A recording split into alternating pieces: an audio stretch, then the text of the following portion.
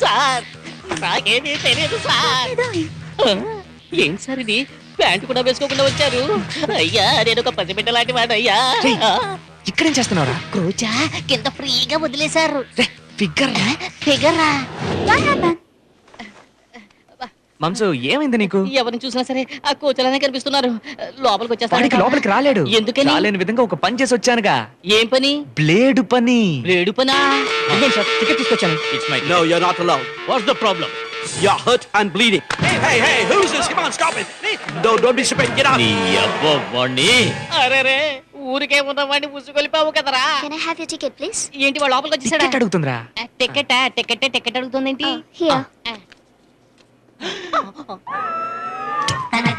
తను కోచా చెల్లెల్లాగే ఉంది కదా. అయ్యయ్యో చెల్లెల్లాగా కాదురా, చెల్లెలే. వెళ్ళి కూర్చోరా. వద్దు, పిచ్చుక మీద పొచ్చుగా వేచు కానీ బాంబు వేయకూడదు. నువ్వు అటు వెళ్ళు, నేను ఇటు వెళ్తాను.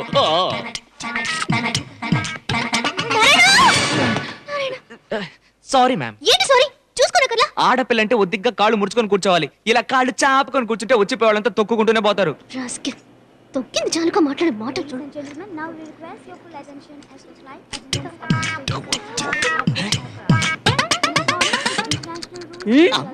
హలో, ఫస్ట్ టైమా? అదే ఫ్లైట్ ఎక్కడం ఫస్ట్ టైమా అని అడిగాను.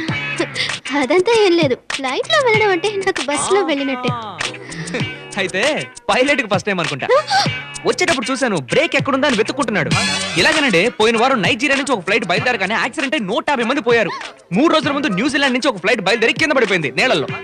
నిన్న మాస్కోలో అయ్యో ఇది చాలు. నేనే ఫస్ట్ టైం ఫ్లైట్ లో వెళ్తున్నాను. ఏదో ఫ్లైట్ లో వెళ్ళడం బస్ లో వెళ్ళినట్టు బిల్డప్ ఇచ్చారు.